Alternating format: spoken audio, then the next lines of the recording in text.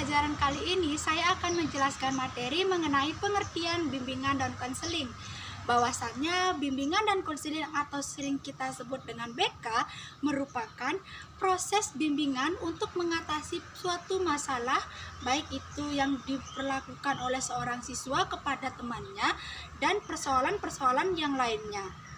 Nah teman-teman, ketika nantinya kita menjadi seorang guru, pasti ada yang namanya guru BK, yang dimana guru BK ini berperan sebagai membantu siswa dalam mengatasi suatu masalah dalam proses pembelajaran ataupun persoalan dalam belajar.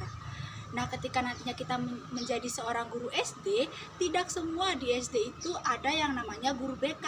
Tergantung bagaimana guru tersebut melakukan proses pelatihan mengajar nantinya, baru bisa disebut dengan guru BK di sekolah ataupun khususnya di sekolah SD, teman-teman. Baik, di sini saya akan melanjutkan materi teman saya, yaitu tentang tujuan bimbingan konseling terhadap kepala sekolah.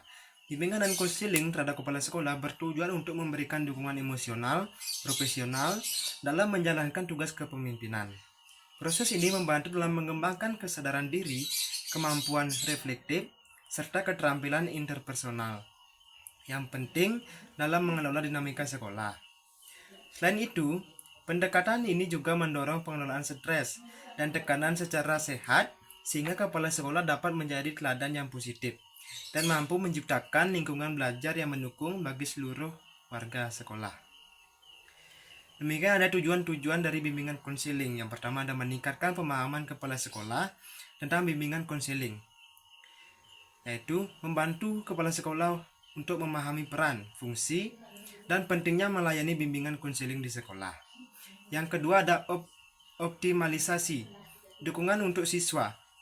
Memastikan kepala sekolah memahami bagaimana layanan bimbingan dan konseling dapat membantu mengatasi masalah siswa seperti akademik, pribadi, sosial, dan karir. Yang ketiga ada pengembangan kebijakan yang mendukung. Mendorong kepala sekolah untuk membuat kebijakan dan program yang mendukung pelaksanaan layanan bimbingan konseling yang efektif di sekolah. Yang keempat adalah peningkatan kolaborasi.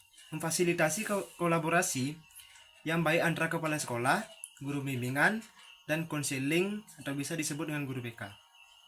Sekian materi saya, terima kasih. Di sini saya akan menjelaskan peran kepala sekolah dalam bimbingan dan konseling. Nah, yang pertama sebagai pemimpin pendidikan. Kepala sekolah memberikan arah dan motivasi kepada seluruh warga sekolah untuk mendukung pelaksanaan pelayanan BK.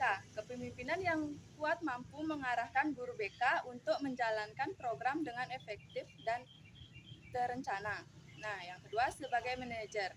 Kepala sekolah mengelola berbagai sumber daya, baik manusia, waktu, kemampuan, fasilitas untuk memastikan pelayanan BK berjalan secara optimal. Beliau juga menetapkan kebijakan dan jadwal kegiatan yang terintegrasi dengan kurikulum sekolah. Nah, yang ketiga ada sebagai fasilitator. Kepala sekolah menyediakan fasilitas pendukung seperti ruang konseling, alat administrasi, serta media BK yang menunjang proses konseling individu maupun kelompok. Nah, itu saja yang bisa saya sampaikan. Selanjutnya akan dijelaskan oleh teman saya. Terima kasih.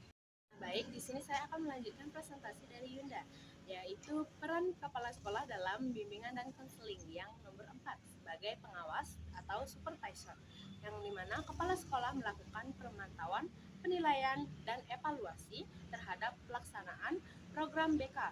Beliau memberikan arahan dan masukan guna meningkatkan kualitas layanan. Nah, yang kelima, selanjutnya sebagai inovator, yaitu kepala sekolah mendorong terciptanya pelaksanaan layanan BK, misalnya program media digital dalam konseling, kegiatan psikolog, terapan atau program pengembangan karakter. Nah, yang keenam yaitu ada sebagai mediator dan komunikator, yang dimana beliau menjadi penghubung atau guru BK, siswa, guru, sesama orang tua, dan bahkan pihak eksternal seperti dinas pendidikan atau layanan psikolog. Nah, itu saja yang bisa saya sampaikan. Saya kembalikan ke moderator. Baik, di sini saya akan melanjutkan materi mengenai dampak keterlibatan peran kepala sekolah dalam bimbingan dan konseling. Dampak keterlibatan kepala sekolah secara langsung memberikan pengaruh besar terhadap bimbingan dan konseling. Dengan dukungan penuh, kepala sekolah, guru BK akan merasa didukung secara moral dan profesional sehingga mampu bekerja lebih optimal. Jika kepala sekolah tidak menunjukkan dukungan, layanan bimbingan dan konseling cenderung berjalan tanpa arah yang jelas, kurang prioritas, serta berdampak rendah terhadap siswa. Maka dari itu, keterlibatan kepala sekolah merupakan salah satu faktor kunci dalam keberhasilan layanan bimbingan dan konseling. Sekian materi dari saya serahkan kepada moderator. Terima kasih. Nah, jadi kesimpulannya adalah bimbingan dan konseling adalah proses bantuan yang diberikan kepada individu secara berkelanjutan agar dia mampu memahami diri, lingkungan, dan mengambil keputusan secara tepat untuk mengembangkan optimal. Nah, bimbingan dan konseling terhadap kepala sekolah bertujuan untuk memberikan dukungan emosional, profesional, dan manajerial dalam menjelaskan tugas kepemimpinan. Nah, peran kepala sekolah dalam bimbingan konseling memiliki 4 peran, salah satunya untuk memberikan arahan dan motivasi kepada seluruh warga sekolah untuk mendukung pelaksanaan layanan BK. Nah, dampak keterlibatan kepala sekolah secara langsung memberikan pengaruh besar terhadap efektivitas layanan bimbingan dan konseling.